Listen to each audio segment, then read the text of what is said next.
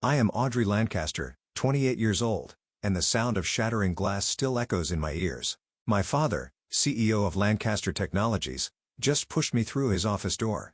I can feel warm blood trickling down my face, soaking into my silk blouse that costs more than most people make in a week. He called me nothing, worthless. But as I smile up at him from the floor, surrounded by glittering shards, I whisper, "You just lost everything." By morning, their perfect empire would crumble. Tell me where you are watching from, and hit subscribe to see how I dismantled my family's legacy overnight with nothing but the truth they tried to bury. My story begins long before that moment of shattering glass. I was born into privilege as the only child of Harold and Grace Lancaster. My father built Lancaster Technologies from the medical device company my grandfather William started in his garage 40 years ago. By the time I was born, we lived in a 20,000 square foot estate overlooking the Pacific. My earliest memories are of sitting on my grandfather's knee as he explained how the devices we made saved lives. "Audrey," he would say, his eyes crinkling at the corners, "one day, all of this will be yours to protect. Remember that business is about more than profit. It is about purpose." My mother Grace was the heart of our family. She donated millions to children's hospitals and insisted I understand that our privilege came with responsibility. Every Christmas, she would take me to deliver gifts to children in those hospitals. "Look them in the eyes," she taught me. "Everyone deserves dignity." Everything changed when I turned 12. Mom was diagnosed with aggressive pancreatic cancer. Within 3 months, she was gone. My father retreated into his work, leaving me to process my grief alone. I would sit in her closet breathing in the fading scent of her perfume, trying to remember the sound of her laugh. Then came Stephanie. Just 11 months after my mother's funeral, my father introduced me to his new girlfriend. 6 weeks later, they were married. She was 20 years younger than him, with perfectly manicured nails that dug into my shoulder when she hugged me for photos. "We're going to be such good friends," she cooed while the cameras flashed. Her son, Douglas, moved in 2 days later. He was 17, handsome, and immediately became the focus of my father's attention. What started as showing him the ropes of the business soon became grooming him as the heir apparent. I was relegated to the background of family photos. Despite this, I excelled. I graduated high school as valedictorian, earned my business degree from Stanford with highest honors, and completed my MBA by 23. While Douglas struggled through a business degree at the local university, I was developing patents that would later become cornerstone products for Lancaster Technologies. My grandfather had always seen something in me. Before his death when I was 18, he would sneak me into board meetings. "Watch how they negotiate," he would whisper. "Notice who speaks and who listens." Board members would smile at William, bringing his little shadow. They did not realize I was absorbing everything. One of these board members, Victor Chan, became my mentor after my grandfather passed. When I completed my MBA, it was Victor who helped me secure a position at a competing firm to learn the industry from all angles, as my grandfather had advised. "Your father needs to see your value from the outside," Victor explained over coffee. "Sometimes family cannot recognize the talent right in front of them." I spent 4 years building my reputation in the industry, developing innovations that put my name on the map separate from my family legacy. Trade journals featured my work. Competitors tried to poach me, all while Douglas was given increasing authority at Lancaster despite multiple failed product launches under his direction. Eleanor Wright, my grandfather's former assistant who still worked at the company, would call me with updates. "Your father approved another $3 million for Douglas's pet project today," she would say. "The board is getting nervous, but no one wants to challenge Harold directly." When I turned 27, I decided it was time to return. Lancaster Technologies had developed a concerning pattern of declining innovation and market share. My father reluctantly offered me a position as special projects manager with no team and a small office in the basement. "Be grateful," he said, when I questioned the title. "Most people would kill for a foot in the door here." What he did not know was that I had spent years preparing for this moment. I had studied every aspect of the business. I understood our products better than anyone, except perhaps my grandfather had. And most importantly, I had begun to suspect that something was very wrong with the company finances. I accepted the position with a smile. "Thank you for the opportunity, Dad," I said, watching his surprise at my easy acquiescence. "I will not disappoint you." It was the last promise I would keep to him. My first 6 months back at Lancaster Technologies were a masterclass in corporate politics. I kept my head down, worked longer hours than anyone, and systematically learned every aspect of the company's current operations. My basement office became my command center, walls covered with product development timelines, market analysis charts, and organizational hierarchies. If people thought I was just trying to prove myself all the better, our cardiovascular device division was struggling. Sales had dropped 30% over 2 years, and a major hospital chain was threatening to switch to a competitor. I spent weekends studying patient outcomes, talking to doctors, and reviewing competitor products. The problem became clear: our devices were reliable but had not evolved with new surgical techniques. I developed a prototype for a modified device that would work with minimally invasive procedures. After testing and refinement, I presented the concept to the division head, who was impressed enough to allocate resources for development. Within 4 months, we had a working prototype that surgeons raved about in initial trials. The morning of the quarterly board meeting, I prepared to present our solution and the projected revenue recovery. But when I arrived at the boardroom, my father was already presenting my work, my slides, my research, my prototype in his hands. "As I have been directing the team," he said smoothly, "we have developed a solution to the cardiovascular division challenges." I stood frozen in the doorway. Board members nodded appreciatively, taking notes. Victor caught my eye and frowned slightly, but said nothing. When my father finished, applause filled the room. "Audrey," he acknowledged my presence finally. "Nice of you to join us. Take a seat if you can find one." The only empty chair was in the corner away from the table. I sat quietly, professional smile fixed in place while rage burned inside me. After the meeting, I approached my father in his office. "Those were my designs," I said calmly. "My research, my prototype." He barely looked up from his computer. "You work for Lancaster Technologies. Everything you develop belongs to the company. To me, I deserve credit for my work." Finally, he looked at me, irritation clear in his eyes. "You know what you deserve. To be grateful, I gave you any position here at all. Douglas would have solved the cardiovascular problem eventually." In time for our largest client to walk away, his face hardened. "Go back to your little projects, Audrey. The adults are running the business." The following week, company-wide emails announced Douglas's promotion to Executive Vice President of Product Development, citing his innovative solution to the cardiovascular division crisis as evidence of his leadership. My name appeared nowhere. That night I received a call from Eleanor. "Are you sitting down?" she asked. "What happened?" "I was cleaning out some old storage files and found something you need to see. It is about your grandfather's will." We met at a coffee shop 3 blocks from the office. Eleanor handed me a manila envelope. "These are copies," she said. I put the originals back exactly where I found them. Inside was a draft of my grandfather's will dated 2 months before his death. It explicitly stated that his controlling shares of Lancaster Technologies should be held in trust until I reached 30 years of age, at which point they would transfer to me directly. "This was never executed," I said, flipping through the pages. "The will that went through probate left everything to my father." Eleanor nodded grimly. "There is more. Keep reading." The envelope also contained a series of emails between my father and the family attorney dated just days after my grandfather's death. They discussed modifications to the will before filing and ensuring continuity of leadership without complications. "He changed the will," I whispered. "It appears so," Eleanor said. "And there is something else. The company financial reports have inconsistencies. Small enough to miss, if you are not looking closely, but they have been growing." The next day, I encountered Stephanie in the executive wing as I was leaving a meeting. She stopped me with a perfectly manicured hand on my arm. "Audrey, darling, we have not had a proper chat in ages. Lunch, this week." I agreed, curious about her sudden interest. We met at an exclusive restaurant downtown where she ordered a $100 bottle of wine before noon. "I worry about you," she said, studying me over her glass. "All work and no social life. At your age, I was already married. I am focused on my career." "Yes. But is it making you happy? You keep pushing for recognition your father cannot give you." I set down my fork. "Cannot or will not." Her smile tightened. "Harold built this company into what it is today. It pains him to see you constantly challenging his decisions. Douglas knows how to support your father rather than compete with him." "Is that what you think I am doing? Competing, darling?" She leaned forward, voice dropping. "We both know you have always wanted what Harold built, but some things are not meant to be. Perhaps if you found fulfillment elsewhere, you would not need to prove yourself here." In that moment, her mask slipped. I saw the calculation behind her eyes, the protective mother ensuring her son's inheritance. I smiled pleasantly. "Thank you for your concern, Stephanie. I will give it some thought."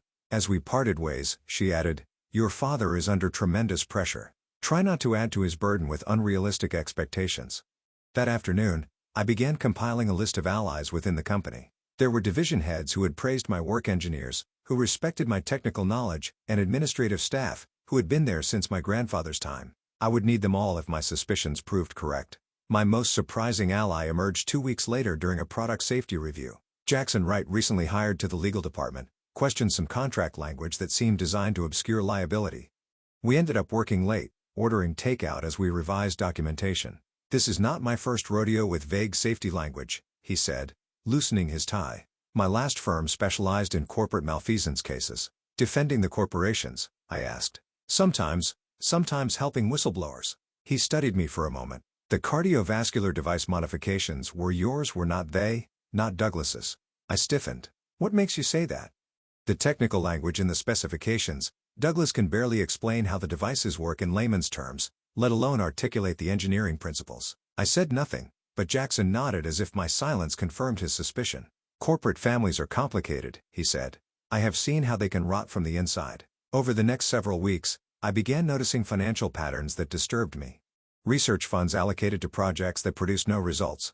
Consulting fees to companies that seemed to exist only on paper. Offshore accounts receiving regular transfers for international market development in countries where we had no presence. Each discovery was a piece of a puzzle I was not yet ready to assemble. But the picture emerging looked increasingly like systematic fraud with my father at its center. I needed more evidence before I could act. All the while, I continued producing exceptional work, building my reputation within the company while appearing to accept my limited role. Douglas took credit for 2 more of my innovations. My father denied my request for a team. Stephanie hosted lavish parties where I was seated far from potential networking opportunities. But I was patient, and I was watching. The truth was coming into focus, one betrayal at a time. 6 months after my return to Lancaster Technologies, the company hosted its annual charity gala. The event was Stephanie's pride, a $500,000 spectacle that generated both donations for children's medical research and press coverage for the company. Executives, board members, major clients, and local politicians filled the grand ballroom of the city's most exclusive hotel. I wore a simple black gown, elegant but understated. Douglas arrived with his date, a model whose name he kept forgetting. My father and Stephanie made their grand entrance 30 minutes late, ensuring all eyes were on them. From my table at the periphery, I watched the performance of the perfect family. They do put on quite a show, Victor murmured beside me. As one of the few board members who had questioned some of my father's recent decisions, he had also found himself increasingly marginalized. The Lancaster legacy on full display, I replied, sipping champagne. Not the full legacy, Victor said meaningfully. Your grandfather would have handled things differently. Midway through dinner, I excused myself to use the restroom. Taking a detour, I slipped into a service corridor and made my way to the hotel business center. Using the access code Eleanor had provided, I logged into the Lancaster Technologies secure server. For 20 tense minutes, I downloaded financial documents from restricted folders. My hands trembled slightly as reports filled the screen. Company funds had been diverted through a complex web of subsidiaries. Research budgets manipulated. Tax documents altered. The irregularities I had noticed were just the surface of a systematic fraud spanning years. As I was about to log out, I found one more folder labeled William Estate. Inside was the smoking gun, the original version of my grandfather's will, exactly as Eleanor had described, leaving controlling interest to me upon turning 30. Alongside it was documentation of how it had been altered after his death. I transferred everything to an encrypted drive and returned to the gala, my expression carefully neutral despite the thundering of my heart. When Douglas drunkenly clinked his glass to make an impromptu speech about continuing the Lancaster legacy of innovation, I applauded politely while mentally calculating how many federal laws my father had broken. The evening concluded with my father announcing a new children's hospital wing named after Stephanie. The irony was unbearable. My mother had dedicated her life to those hospitals. Now Stephanie was literally putting her name on that legacy too. As guests departed, my father summoned key executives to our home for nightcap strategy discussions. These after-parties were infamous for the real business decisions made over expensive scotch. For once, I was included, perhaps because excluding the only Lancaster actually present at the founding family's table would have seemed odd to the clients in attendance. Our family estate was lit up as cars pulled into the circular driveway. Staff took coats and served drinks in the main hall. I watched my father hold court, board members and executives laughing at his jokes, seeking his approval. The power he wielded was intoxicating to them. Around midnight, as discussions broke into smaller groups, I made my way to my father's home office. I needed one final piece of evidence: bank statements, showing personal benefit from the corporate fraud. I knew he kept hard copies in his desk, too cautious to leave everything in digital form. I was photographing documents with my phone when the door opened. My father stood there, glass of scotch in hand, expression shifting from surprise to anger. "What are you doing in here?" he demanded. I straightened, phone slipping into my pocket. "Looking for the Anderson proposal you mentioned earlier. In my desk drawers." "Try again." We stared at each other, the pretense between us finally dropping away. I thought of all the times I had sought his approval, his recognition, all the brilliant work I had done for his company, all the lies he had told. I know about grandfather's will, I said quietly. The real one. Color drained from his face. You have no idea what you're talking about. I know about the offshore accounts, the diverted research funds, the tax fraud. He set down his glass carefully. You think you understand business at your age? Sometimes complex strategies look questionable to inexperienced eyes. Fraud looks like fraud to federal prosecutors. His expression hardened. Are you threatening me? I am telling you I know the truth about everything, including how you built your precious empire on stolen inheritance and criminal activity. You ungrateful little. He stopped himself visibly, bringing his anger under control. Everything I did was to build this company, to create a legacy you stole from me. He laughed harshly, you could never handle what I have built. You are too much like your mother. Soft, sentimental. This company needs a strong leader like Douglas. The alcoholic who takes credit for other people's work. His face flushed dark red. At least he understands loyalty. Is that what you call it? I call it enabling criminal behavior. He stepped toward me, voice dropping dangerously. You will not threaten this family. Everything you have, I gave you. No, I countered. Everything I should have had, you took from me. Something snapped in his eyes. You are nothing without the Lancaster name. Nothing. He grabbed my arm, fingers digging painfully into my skin. I pulled away, but his rage was fully unleashed now. As I turned to leave, he shoved me hard toward the door. Instead of opening, the heavy wooden door held firm. My momentum carried me forward, and I crashed through the glass panel beside it. The sound was deafening. Sharp pain exploded across my back and arms as glass shattered around me. I landed hard on the hallway floor, stunned and disoriented. Warm wetness spread across my face. Blood. Silence fell as party guests turned to stare. Stephanie appeared in the doorway of the living room, hand flying to her mouth. Douglas stood behind her, eyes wide. My father stood frozen in the doorway, the realization of what he had done slowly dawning on his face. For a moment, he looked exactly like the frightened old man. He was all illusions of power stripped away by one act of violence. I touched my face, fingers coming away red. Strangely calm, I looked up at him as blood trickled down my cheek. A smile spread across my lips. You just lost everything, I whispered. Stephanie rushed forward suddenly, all concerned for the watching guests. She tripped, she announced loudly. Too much champagne. Let us get you cleaned up, Audrey. No one moved to help me stand. I rose slowly, glass tinkling from my dress, blood dripping onto the marble floor. Douglas stepped forward, perhaps to guide me away from the shocked onlookers, but I shook my head. Do not touch me, I said clearly. None of you touch me. I walked straight through the crowd, head high, feeling the blood drying on my skin. Behind me, I heard my father instructing guests that the party was over. Stephanie's nervous laughter. Douglas offering to drive someone home. In my bathroom, I examined the damage. Dozens of small cuts covered my arms and back. A deeper gash ran along my hairline, accounting for most of the blood. As I carefully removed glass fragments and disinfected the wounds, I made my decision. Years of theft, fraud, lies, manipulation, all of it would end tonight. I had everything I needed now, including witnesses to my father's violence. The carefully constructed facade of Lancaster family perfection had shattered along with that glass door. By morning, the empire would follow. I did not sleep that night. Pain from dozens of cuts kept me alert, but it was adrenaline and resolve that truly kept exhaustion at bay. After treating the worst of my injuries, I changed into practical clothes and began executing the plan I had been mentally refining for months. First, I backed up all the evidence I had gathered to 3 separate secure locations. 1 cloud server, 1 physical drive hidden in my apartment, and 1 set of documents mailed to Jackson's personal address days earlier as insurance. If anything happened to me, instructions would ensure everything reached the proper authorities. As I worked, memories surfaced unbidden. My grandfather showing me the first medical device he ever patented. My mother's gentle guidance. The moment I realized my father saw me as competition rather than his daughter. The gradual erosion of my place in my own family.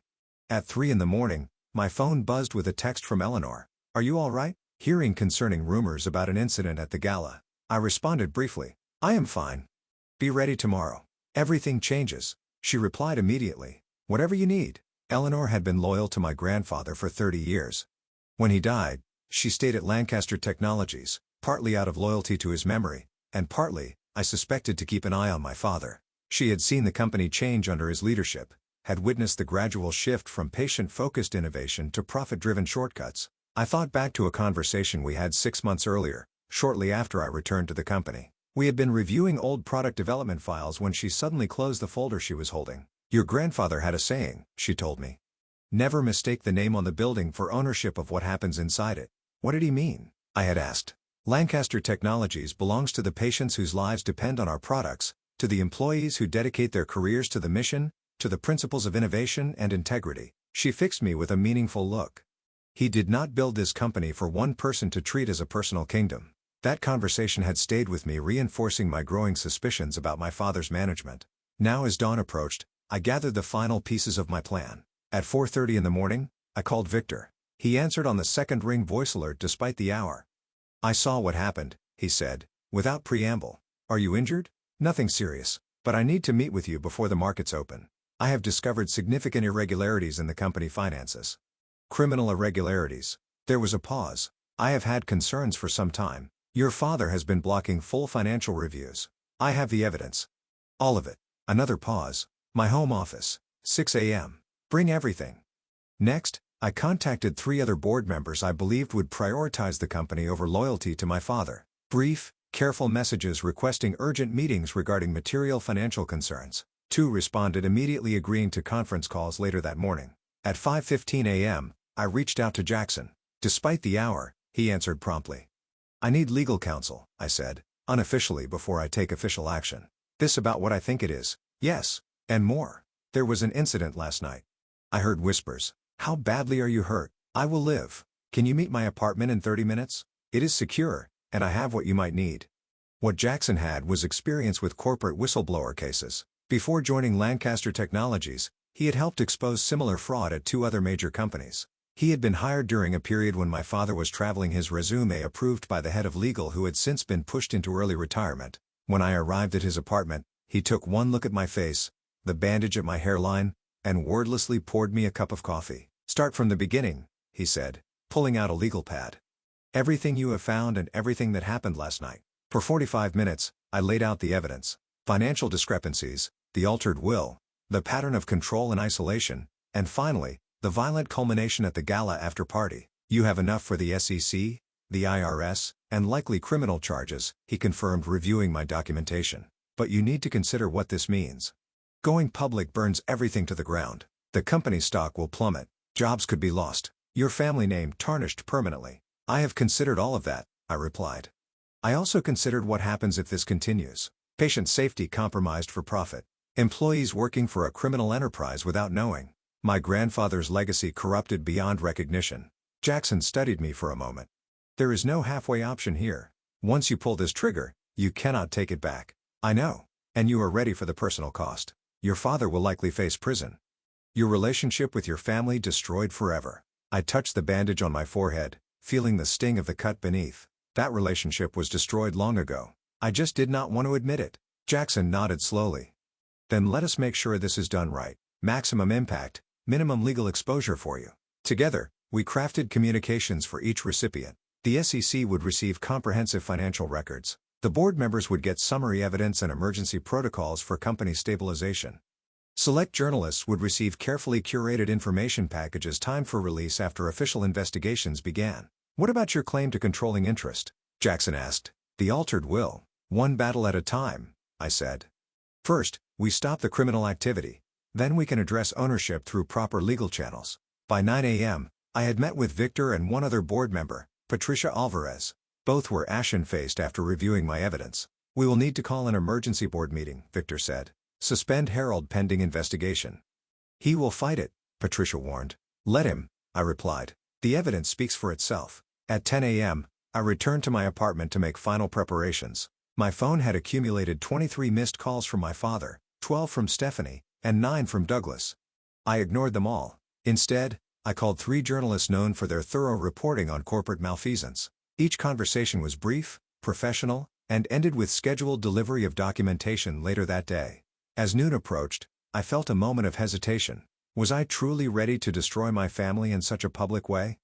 Then I remembered my grandfather's integrity, my mother's compassion, the values they had instilled in me that had been betrayed by my father's greed. I remembered the feeling of glass shattering against my skin, the look in my father's eyes, not of remorse, but of rage that I had provoked him into revealing his true nature. I made one final call to Eleanor. "It is happening today," I told her. "Be prepared for chaos." "I have been prepared for years," she replied steadily. "Your grandfather would be proud."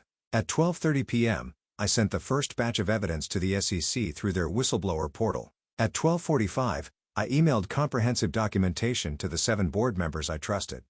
At 1 p.m., I provided secure access to selected documents to the journalists. Then I waited, knowing the carefully constructed empire of lies was about to collapse. The first domino fell at 2:17 p.m. when I received a call from Victor.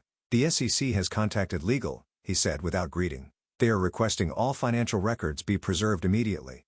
Harold is being summoned to an emergency board meeting at 4. Has he responded?" I asked. "Not yet. His assistant says he is in meetings off-site." My father was likely in damage control mode trying to identify the source of the leak. He would not suspect me immediately, believing his display of power last night had put me in my place. "Keep me informed," I said. "And Victor, thank you for doing the right thing. This company was your grandfather's life's work," he replied. "Someone needs to save it from your father." At 3:30 p.m., Jackson texted federal agents just entered the building. Executive floor in lockdown. Files being secured. Things were moving faster than anticipated. I had expected at least a day before federal involvement became visible. Someone on the board must have made additional calls, perhaps to the FBI or Department of Justice. My phone rang again. Douglas for the 10th time. I declined the call. By 4 p.m., I needed to retrieve the final pieces of evidence from my father's home. With everyone focused on the corporate headquarters, the family estate would likely be empty. I took a rideshare rather than my own car to avoid recognition and had the driver drop me 2 blocks away. The house was quiet as I approached. Staff would be minimal on a weekday afternoon. I used my key to enter through the side door near the kitchen, listening carefully for movement. Hearing nothing, I made my way to my father's home office. The glass door had been hastily boarded up with plywood. Dried blood still stained the marble floor where I had fallen. I stepped carefully around it and entered the office. My father's desk appeared untouched from the night before. I went directly to the hidden safe behind the hunting painting. Another of my grandfather's traditions my father had co-opted without understanding its significance. The combination was my grandfather's birthday, something my father had kept out of sentimentality or laziness. Inside the safe, I found what I was looking for: the original copy of my grandfather's will with handwritten notes from my father indicating changes to be made. Next to it sat a small leather journal. My grandfather had kept documenting his intentions for the company's succession. And beside that account, information for private offshore holdings where company funds had been diverted. I photographed everything then, carefully replaced the items except for the journal, which I slipped into my bag. It was not technically evidence of crimes, but it was my birthright documentation of my grandfather's true wishes. As I closed the safe and replaced the painting, I heard a door close somewhere in the house. Footsteps approached down the hallway.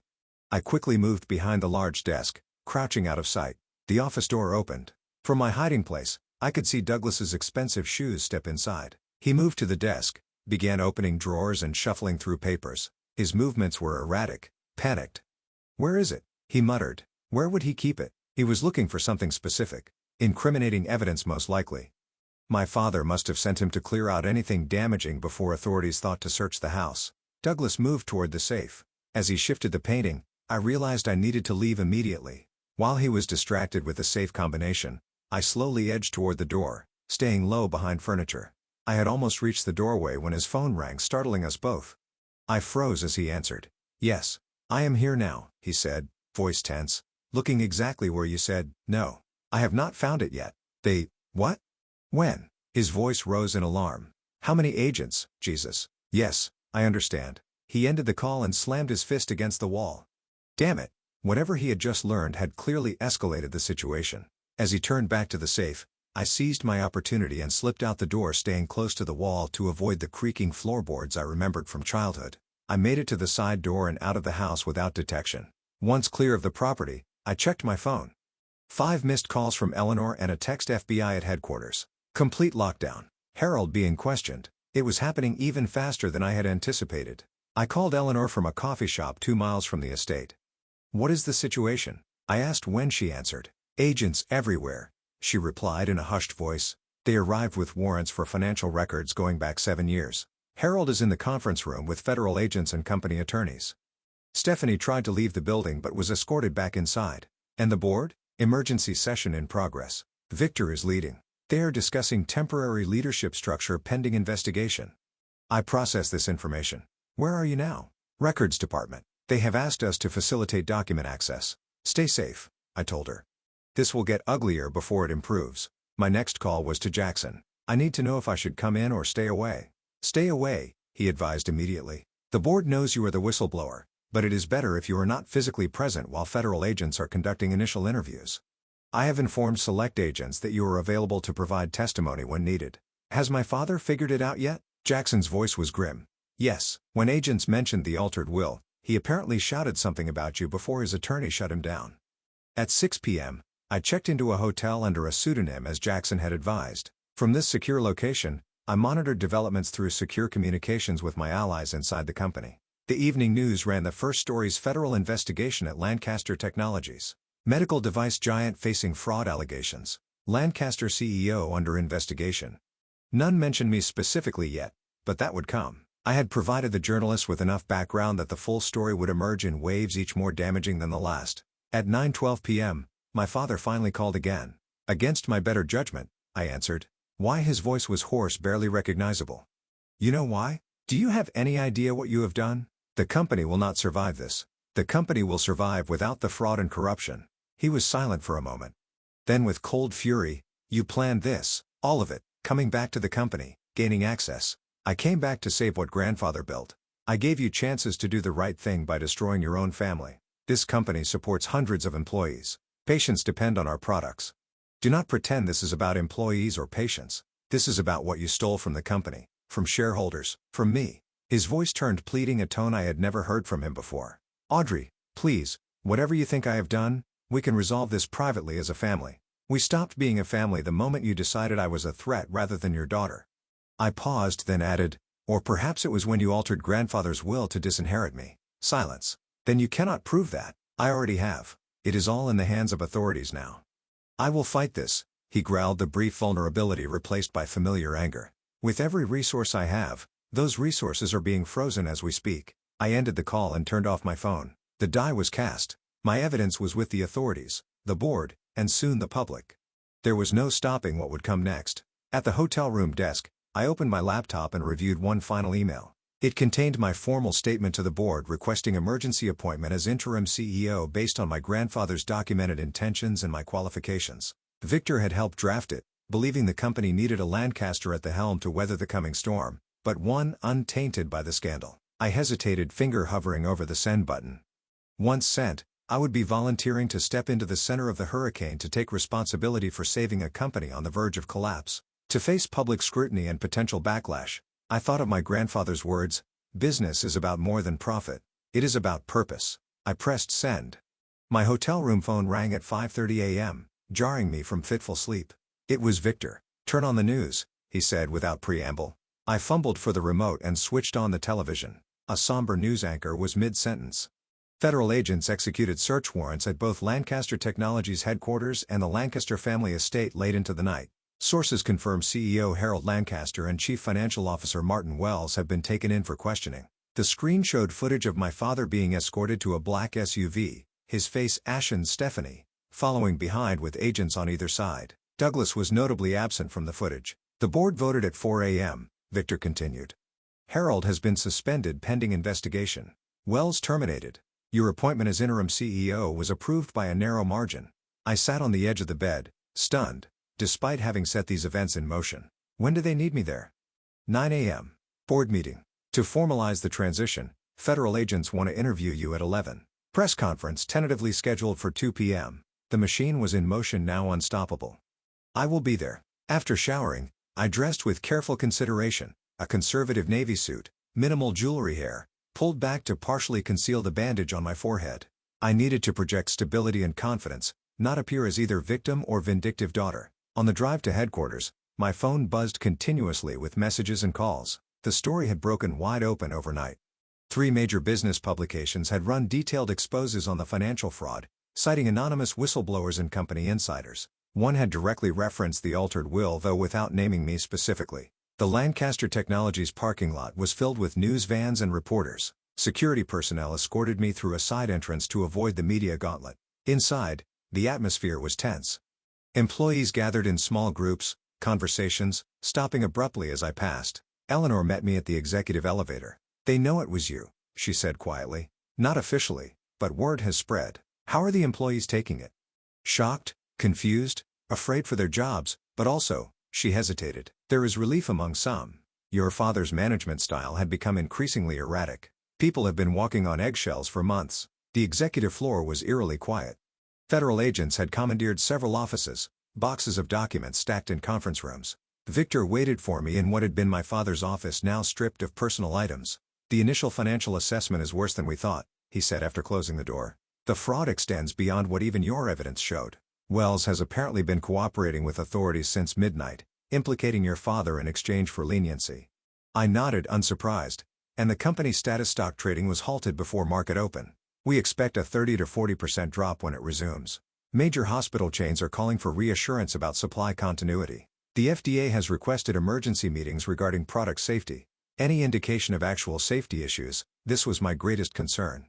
Patient lives could be at risk. Initial review suggests the fraud was financial, not product-related. Your father may have been corrupt, but he was not stupid enough to risk liability for defective medical devices. Small comfort but critical. We spent the next hour preparing for the board meeting, reviewing talking points and transition plans. At 8:45, my phone rang. "Stephanie." Against my better judgment, I answered. "How could you?" She hissed, voice raw with either tears or rage. "Your own father. He made his choices," I replied evenly. "Years of them. They arrested him in front of everyone. Do you have any idea what this is doing to Douglas, to me? Where is Douglas, by the way? I notice he was not with you and father last night." A pause. "He is dealing with this in his own way. Translation: likely drunk or hiding." "Stephanie, I have a board meeting to attend. Was there something specific you needed?" "You will regret this," she said, voice hardening. "When the dust settles, you will have nothing and no one. Family is everything, Audrey. That is exactly why I did this. For my real family, for what they built and believed in." I ended the call as Victor signaled it was time for the board meeting. The boardroom was tense, divided between directors who had supported my appointment and those still loyal to my father. I entered with chin high, taking the seat at the head of the table that had been my father's for 2 decades. "Good morning," I began calmly. "I recognize this is an unprecedented situation for Lancaster Technologies. I want to assure each of you that my priority is stabilizing the company, cooperating fully with investigations, and ensuring continued production of the life-saving devices our patients depend on." For the next hour we addressed immediate concerns, communication strategies, leadership transition, and regulatory compliance. I outlined a 90-day stabilization plan emphasizing transparency and accountability. By meeting's end, even the skeptical directors seemed cautiously supportive. At 11 a.m., I met with federal investigators. For 2 hours, I walked them through my evidence, answered questions about company operations, and formally filed my whistleblower statement. They were particularly interested in the altered will and my father's methods of concealing financial transactions. "We will need you to testify if this goes to trial," the lead investigator informed me. "I understand," I replied. "I am prepared to do whatever is necessary." The press conference at 2 p.m. was a controlled spectacle. Standing at the podium with Victor and the board chairman flanking me, I faced dozens of cameras and reporters. Lancaster Technologies has a 50-year history of developing medical devices that save lives, I began. That mission remains unchanged. While we address serious allegations regarding financial improprieties under previous leadership, our commitment to patients, healthcare providers, and ethical business practices stands firm. I took no questions about my father, specifically deflecting to the ongoing investigation. When asked about my new role, I emphasized my qualifications and lifelong connection to the company's founding mission. As the press conference concluded, a reporter shouted, "Miss Lancaster, is it true you were physically assaulted by your father before reporting his crimes?" The room fell silent. The bandage on my forehead suddenly felt conspicuous. I maintained eye contact with the reporter. "I will not be discussing family matters. This is about Lancaster Technologies, its employees, and the patients who depend on our products." "Thank you." Back in the executive office, reports continued flooding in. The company stock had indeed plummeted 35% upon resuming trading. 3 executive vice presidents had resigned. Customers were demanding reassurances. Partners were invoking contract review clauses. Through it all, I maintained outward composure, making decisions, directing resources, and projecting confidence I did not entirely feel. By evening, patterns of support had emerged. Long-term employees rallied around the promise of renewed integrity. Industry partners who had known my grandfather expressed cautious optimism about my leadership. At 8 p.m., Eleanor brought me dinner at my desk, and an update: Douglas has been located. He attempted to access sensitive servers before security removed him from the building. Jackson is handling the legal aspects. I nodded tiredly. Any word on my father? Released on bail, but restricted from entering company property. The family estate has been designated a secondary crime scene. He and Stephanie are staying at their lake house. And the employees. Eleanor's expression softened, doing better than expected. There were initial shockwaves, but your afternoon address to staff helped considerably. People appreciate honesty after months of obvious gaslighting from leadership. Around 10 p.m., Jackson arrived with additional updates. The federal case is expanding. They have found connections to tax evasion through the offshore accounts. The prosecutor is talking potential plea deals to avoid trial. Will he take one? I asked, knowing my father's pride. His attorneys will push for it. 15 to 20 years potential sentencing otherwise. The reality of what I had set in motion hit me anew. My father, for all his flaws, facing prison in his 60s, a family shattered beyond repair, my own life forever altered. Having second thoughts, Jackson asked gently, reading my expression. No, I said after a moment. Just processing the scope of it all. For what it is worth, he offered. What you did took extraordinary courage. Many people suspected problems, but looked the other way for years. I thought of the glass shattering around me, the decades of manipulation and betrayal, the legacy nearly destroyed by greed. It was not courage, I replied. It was necessity. By midnight, I finally left headquarters for my hotel. Security concerns made returning to my apartment inadvisable for now. As the car pulled away from the building, I saw the illuminated Lancaster Technologies sign, my family name glowing against the night sky. For the first time in years, it felt like it truly belonged to me again. 6 months after the night my father pushed me through a glass door, I stood at the podium during our quarterly investor meeting. The boardroom was packed, analysts and major shareholders, eager to hear how Lancaster Technologies had weathered the storm. The past 2 quarters have shown remarkable resilience. I began gesturing to the projection behind me. Stock values have recovered 60% from their low point. Our new ethical compliance framework has received industry recognition. Most importantly, not a single patient has experienced disruption in receiving our life-saving devices. The road to this moment had been arduous. The first month after the revelations had been chaos. 3 class action lawsuits from shareholders, FDA audits of all production facilities, employee uncertainty resulting in a 15% voluntary departure rate, media scrutiny that dissected every aspect of the Lancaster family drama. The criminal cases had progressed swiftly. Martin Wells, the former CFO, had accepted a plea deal in exchange for testimony. 3 other executives followed suit. My father initially vowed to fight all charges, but as evidence mounted and former allies abandoned him, his attorneys negotiated a complex agreement, guilty pleas to tax evasion and securities fraud in exchange for dismissal of more serious charges. He received a 7-year sentence eligible for parole after 4. The financial penalties were severe. The family estate seized as partial restitution. I had not spoken to him since his sentencing hearing, where he had stared straight ahead, refusing to meet my eyes as I delivered my victim impact statement. Stephanie had filed for divorce 2 weeks after his conviction, negotiating her own settlement to avoid charges of complicity. She had moved to Arizona, launching a small skincare line that carefully avoided mentioning her Lancaster connection. Douglas had faced minor charges related to attempting to destroy evidence. He received probation and community service, then disappeared to Europe, occasionally appearing in social media posts from yacht parties and ski resorts funded by whatever resources he had managed to hide before the collapse. The company transformation had been my primary focus. We had brought in forensic accountants to identify every financial irregularity, establish new compliance protocols, restructured the board to include medical ethics experts and patient advocates, redirected research priorities back to innovation rather than cost-cutting. Most meaningfully, we had established the Grace Lancaster Foundation, named for my mother, dedicated to providing medical devices to underserved communities globally. It was what she would have wanted, what my grandfather had envisioned for the company's broader purpose. Moving forward, I continued addressing the investors we are launching. 3 new product lines developed under our revised research protocols. Clinical trials show unprecedented effectiveness rates, and early adopter hospitals report significant improvement in patient outcomes. Victor, now chairman of the board, nodded approvingly from his seat. We had become partners in rebuilding his institutional knowledge, complementing my vision for the future. Eleanor had accepted a promotion to chief of staff, her loyalty finally properly rewarded. Jackson had remained with the company through the transition, then accepted a position with the Justice Department's Corporate Fraud Division, though we maintained our friendship. Someone needs to catch the next Harold Lancaster before they do too much damage, he had explained. After the investor meeting, I returned to my office, now redesigned to remove all traces of my father's imposing dark wood and hunting trophies. The space was open with glass walls symbolizing the transparency I had brought to the company culture. The physical scars from that night had healed, though a faint line remained at my hairline, visible when I wore my hair up. The emotional landscape was more complex. I had lost my family but reclaimed my heritage. The company now truly reflected my grandfather's vision and my mother's values. That evening, I visited my mother's grave for the first time in years. My father had discouraged these visits, another way of diminishing her influence and memory. I placed white roses, her favorite, against the headstone. "I think you would be proud," I said quietly.